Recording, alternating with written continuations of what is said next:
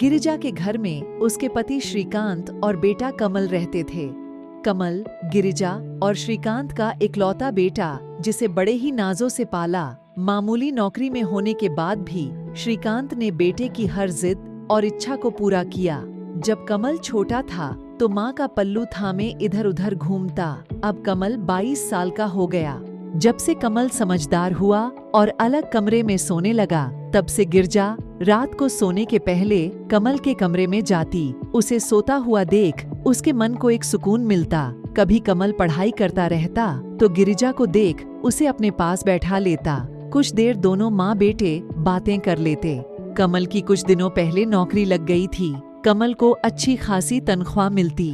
धीरे धीरे कमल तरक्की की सीढ़ियां चढ़ने लगा। अपने बेटे की तरक्की देख दोनों पति पत्नी बहुत खुश थे। अब गिरिजा घर में बहू लाना चाहती थी।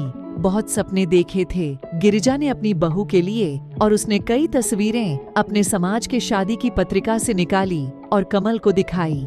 कमल ने डिम्पल को पसंद किया। जल्द ही कमल और डिम्पल की सगाई हो गई और 2 महीने बाद का शादी का मुहूर्त तय हो गया। कमल और डिम्पल का बातें करने का सिलसिला शुरू हो गया। धीरे धीरे कमल डिम्पल के प्रेम में डूबने लगा था। रात को भी ऑफिस से आने के बाद खाना खाकर अपने कमरे में चला जाता था। अपने माता पिता के साथ बैठता ही नहीं था। सुबह भी डिम्पल के फोन से ही शुरू होती थी। गिरिजा को ये सब अच्छा नहीं लगता, क्योंकि उसका बेटा जो माँ माँ करता नहीं थकता था। वो शादी के पहले ही डिम्पल के गुणगान करने लगा था। एक बार गिरिजा कमल के कमरे में गई। कमल डिम्पल से फोन पर बातें कर रहा था। गिरिजा को देख कमल ने अचानक से कॉल काट दिया और बोला, माँ तुम इस समय? गिरिजा ने कहा, हाँ मैं देखने आई थी, तू सो गया या नहीं? उधर अचानक से कॉल कट हो जाने से डिम्पल परेशान हो गई और कमल को कॉल करने लगी। कमल ने गुस्से में माँ से कहा, माँ इस तरह रात को मेरे कमरे में मत आया करो। अब मैं बच्चा नहीं रहा, बड़ा हो गया हूँ। गिरिजा को ये शब्द बहुत ही बुरे लगे। वो चुपचाप अपने कमरे में चली गई। उसकी आंखें नम थीं। अपने साड़ी के पल्लू से आंख पोंछने लगी तो ये देख श्रीकांत ने पूछा, क्या हुआ? गिरिजा ने सारी बात श्रीकांत को बता दी। ये सुन श्रीकांत ने कहा, तुम भी ना? अरे भूल गई क्या अपने जवानी के दिन? किस तरह हम छुप छुप कर बातें करते थे, फिल्म देखने जाते थे, शादी के पहले एक दूसरे के साथ समय बिताते थे। अब तुम्हारे बेटे की सगाई हो गई है, उसे नौकरी के साथ साथ डिम्पल को, हमें सबको समय देना होता है, इसलिए कह दिया होगा। उसकी भी अब प्राइवेसी है, समझी ना? गिरिजा ने हाँ में सर हिलाया। समय बिता, डिम्पल शादी कर घर आ गई। कुछ दिनों के बाद कमल ऑफिस से आया और उसने बताया कि उसे ऑफिस की तरफ से विदेश जाने का मौका दिया जा रहा है। ये सुन सब बहुत खुश हुए, पर गिरिजा को खुशी नहीं हुई। कमल और डिम्पल विदेश चले गए। पहले रोज डिम्पल कॉल कर लेती थी।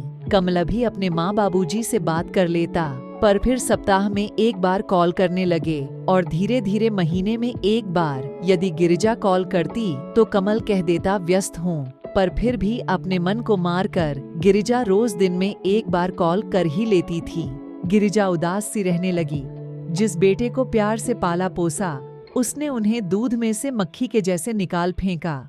पर श्रीकांत उसे समझाता कि आजकल का जमाना है ही ऐसा। पर गिरिजा श्रीकांत की बात को नजरअंदाज कर मन ही मन दुखी रहती। कमल और डिम्पल को विदेश गए 2 साल होने आ गए थे, पर वो एक बार भी घर नहीं आए। 2 साल से घर में कोई पकवान तक न बना। श्रीकांत कभी कहता कि खीर कचौरी पूरी बना लो, तो गिरिजा चिढ़कर कहती, यहाँ बेटा हाथ से चला गया और तुम्हें पकवान खाने हैं। वो था तो यहाँ घर जैसा लगता था, अब तो जीवन वीरान सा हो गया है। बेचारे श्रीकांत कुछ कह नहीं पाते। बाजार से जाकर जो मन करता खाने को ले आते, पर बाजार के पकवानों में वो स्वाद कहाँ जो पत्नी के हाथों में। श्रीकांत के रिटायरमेंट का दिन करीब आ गया था। गिरिजा ने कमल को कॉल कर कहा, बेटा परसों तेरे पापा का रिटायरमेंट दिवस है, उसके उपलक्ष्य ने उनका सम्मान समारोह रखा गया है, इसलिए तू वीडियो कॉल कर लेना, तेरे पापा को अच्छा लगेगा। कमल ने कहा, ठीक है माँ। सम्मान समारोह के दिन बड़े ही अच्छे से श्रीकांत का स्वागत हुआ। पूरे स्टाफ ने श्रीकांत की तारीफ की। गिरिजा बार बार फोन देख रही थी कि कमल और डिम्पल कॉल करेंगे। सम्मान समारोह खत्म हो गया, पर बेटे बहू का कॉल नहीं आया। गिरिजा ने श्रीकांत से पूछा, देखो जरा आपके मोबाइल पर कमल का मिस कॉल हो। श्रीकांत ने कहा, कोई मिस कॉल नहीं है, तुम झूठी उम्मीद करना छोड़ दो। देखो गिरिजा, मैं तुम्हें कब से समझा रहा हूँ, तुम बेटे बहू से आस लगाए बैठी हो और अपना दिल दुखाए जा रही हो। मन ही मन दुखी होना छोड़ दोई। वो वहाँ तुम्हारे बारे में सोचते होंगे क्या? नहीं ना, वे तो वहाँ खुश होंगे। तो तुम यहाँ क्यों अपना जीवन बर्बाद किए जा रही हो? बेटे बहू के चक्कर में अपनी जान सुखाए जा रही हो। अरे बहुत से लोग बेऔलाद रहते हैं, तुम भी सोच ले, जैसे तुम्हारी कोई औलाद है ही नहीं। गिरिजा ने कहा, कैसी बातें करते हो, औलाद कैसी भी हो, मोह खत्म नहीं हो सकता। तुम बन जाओ निर्मोही, मैं नहीं बन सकती। श्रीकांत ने कहा, तो जीती रहो घुट-घट कर। बेटे बहू के चक्कर में ऐसा ना हो, अपने पति के प्रेम को भी खो दो। गिरिजा चुप रही, क्या कहे, कुछ समझ नहीं आया। रिटायरमेंट के बाद सरकारी क्वार्टर खाली करना था।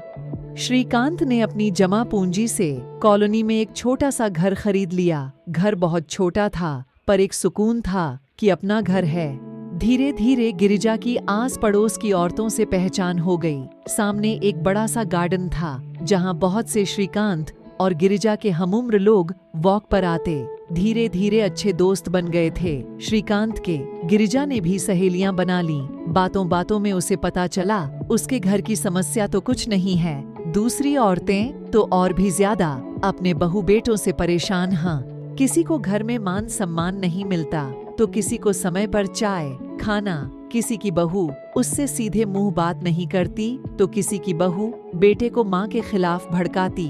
बेचारी कोई दवा और इलाज को तरसती। सबकी पीड़ा सुन सोचने लगी, इससे तो बेटे बहू दूर ही भले, कम से कम मेरे पास अच्छा पति है, मुझे किसी का मुंह नहीं देखना पड़ता। चाय खाने के लिए कोई रोज की कीच कीच नहीं है।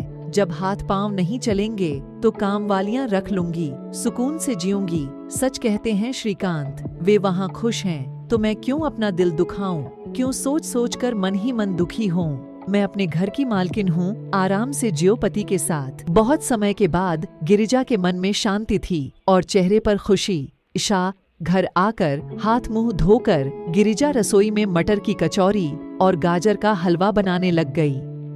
रसोई से खाने की महक आई तो श्रीकांत रसोई में गए। गिरिजा ने श्रीकांत से कहा, आज सब आपकी पसंद का बन रहा है। श्रीकांत हैरान थे पर खुश थे कि गिरिजा में बदलाव आया। गिरिजा की रसोई में गुनगुनाने की आवाज बाहर तक आ रही थी। उसके बाद गिरिजा ने कमल और डिम्पल को कॉल तक नहीं किया। जब कोई इंसान किसी की कदर और फिक्र करना छोड़ देता है, तब उसे उसकी अहमियत पता चलती है। 1 महीने बाद कमल ने कॉल किया। गिरिजा ने फोन उठाया। कमल ने पूछा, और मम्मी कैसी हो? आपने तो कॉल ही करना बंद कर दिया। गिरिजा ने कहा, हाँ बेटा, आजकल हम बहुत व्यस्त रहते हैं। कमल ने पूछा, कहाँ व्यस्त रहती हो? गिरिजा ने कहा, जब अपने पराये हो जाए तो परायों को अपना बनाना पड़ता है। कमल, अच्छा फोन रखती हूँ, मिसेस दुबे आई हुई है। फोन रख। गिरिजा मन ही मन मुस्कुराई। उसने कमल से झूठ कहा था। फिर गिरिजा ने 1 सप्ताह तक कोई कॉल नहीं किया।